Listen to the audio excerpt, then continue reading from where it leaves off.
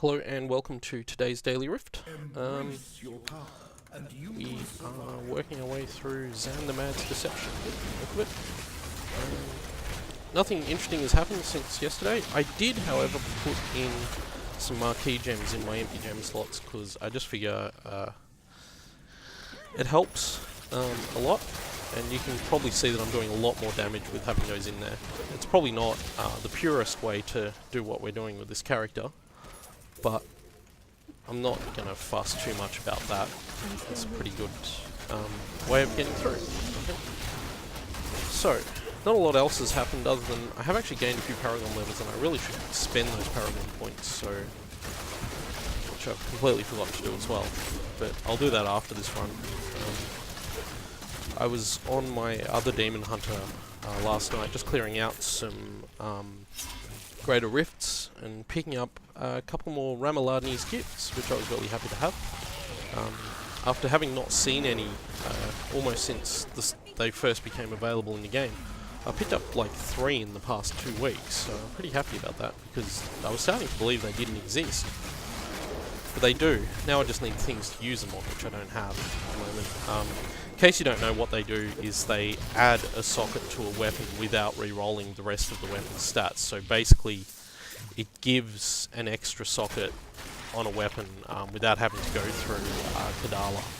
Not Kadala, I've forgotten the name. Magda. No, not Magda. Anyway, the re-rolling, the Enchantress girl that I've forgotten the name of. But yeah, so without having to go through her, it just makes it a bit easier, especially because sockets are so important on weapons, particularly because you pretty much always want the emerald, which gives you the crit damage bonus on a weapon. So, but I don't have any socketed weapons on this character, and I wouldn't even use one of those on this character even if I did. But yeah, you can see we're killing things a lot quicker just by having those 3 extra gems, which add a fair amount of dexterity, probably more dexterity than I had otherwise. So it's a little bit unfair on the difficulty level. It might even be a good excuse to bump up the difficulty level for this character, but I'm not planning to do that until she's at least in all yellows. She isn't yet, I don't think. No, we've still got purple boots. So once she gets to all yellow, I'll think about bumping up the difficulty. We'll see how we go with that. That might even happen tomorrow, depending on what we get out of this run. So I still need to change up the build to incorporate Sentry too, which I haven't done yet. So I won't do that right now. I might do it actually when we level, which probably will be fairly shortly on this run. So we'll just see how we go with that. Because Sentry is a massive extra damage. At the moment I'm only really using 2 damage delivery skills, completely forgetting to be using Contagion. Mark of Death with Contagion. But yeah, at the moment Sentry is only... I'm only using 2 primary damage dealers, and everything else is sort of a bonus effect on top of that. Whereas if I'm using Sentry, I've got 3 damage dealing skills. So it's probably a good idea to start using that. I'm not sure how I've used all my discipline. I vaulted a lot just before, didn't I? So anyway, get through here.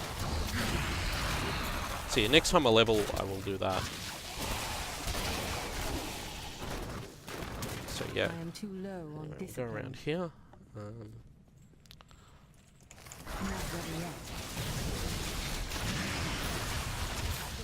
There we go, we'll level up. So I'll make some changes to the build right now. And first thing I'll do is... we've got Shadow Power Rune, and what else we get? Frost Arrow, yay! Okay, so the first thing we're going to do is switch over to Frost Arrow.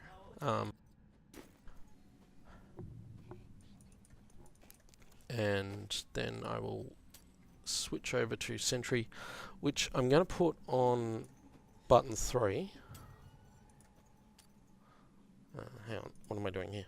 Okay, so button 2 is going to be Companion, and button 3 will be Sentry. So I'll switch over to Bat Companion too, which is the best companion I've got until I get Wolf Companion. And that should free up button 3, which we will go sentry, and a Spitfire turret, and we've got frost arrow as well. So that looks pretty good. And it means we can start putting up sentries. Spitfire turret's okay. I'm not going to worry about like using. I don't have ballistics yet, so I can't really use it anyway. So yeah, you can see frost arrow is really good. Even without the Marauders bonus, sentry is still pretty good. So it's worth having and worth putting out. So yeah.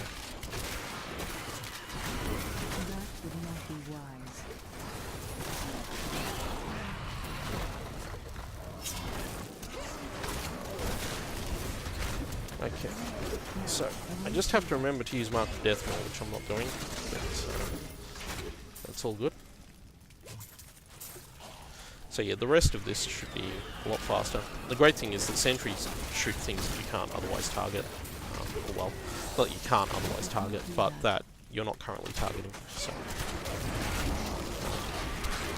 and they add extra damage, and I don't really need smoke screen. So it's a little bit extra survivability, but Vault is basically all the survivability I need as a character right now. Which reminds me, I should have checked to see if I unlock more Vault rooms. Particularly Tumble is what I want. Well,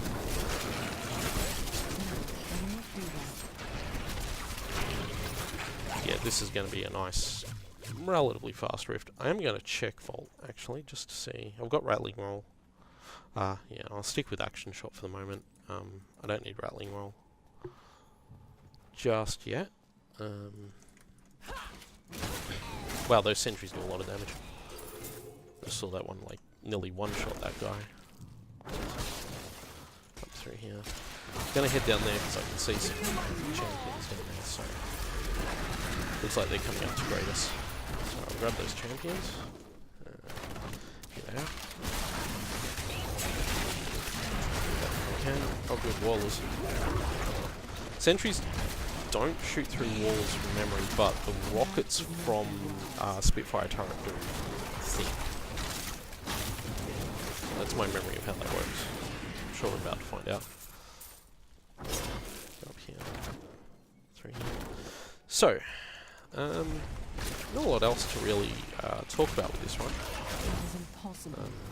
It's pretty much just fairly standard leveling stuff at the moment. Oh, a legendary hand crossbow. And I jumped down to the next level before I wanted to there, so because I wanted to get that first. I want to see what that legendary hand crossbow is, so I'll just take the time to open that up.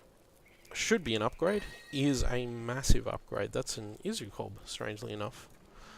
And yeah, have we got anything else that's worth throwing on at the moment? It doesn't look like it. So I'll do the upgrades at the end of the run anyway. But yeah, that was worth upgrading because, yeah, fairly big DPS buff. And yeah, you can see already that's one of those visible changes you sometimes get. And that of course boosts Sentry as well, and we've hit level 30 and the Rift Guardian's here, so lots of things happening. We've unlocked our third passive slot, which is really good. We've unlocked our next Enchantress ability, which I think is the last one for her, so I'll fill those out once we're done here. This guy's going down quickly. So there's some of those ads that summons. I think it's the same one as we had yesterday. Just pick up all the rubies and flawed rubies and everything else. I will usually use Focused Mind there. I'll just check to see if we got any interesting loot that's worth upgrading. It doesn't look like it has. Is that an upgrade? Ray gloves. Almost, maybe? Not really. Bit of a side grade, more than anything. It doesn't look like I've picked up anything particularly worth upgrading to. Although, that's a fairly minor upgrade, I guess, in the end. Yeah. So, thank you for watching, and... Oh, looks like we've got another legendary down here. Oh, where'd all this come from? I'm overburdened. Okay, I must have killed something else that I didn't see. I'll just clear these guys out. I thought that was going to be the end of the video, but apparently not. And we'll see what that legendary is. It's a blacksmith plan for Unending War. So that's good. Obviously I didn't have that one. So, yeah. Anyway, that will be the end of this video. Thank you all for watching, and I will see you all next time.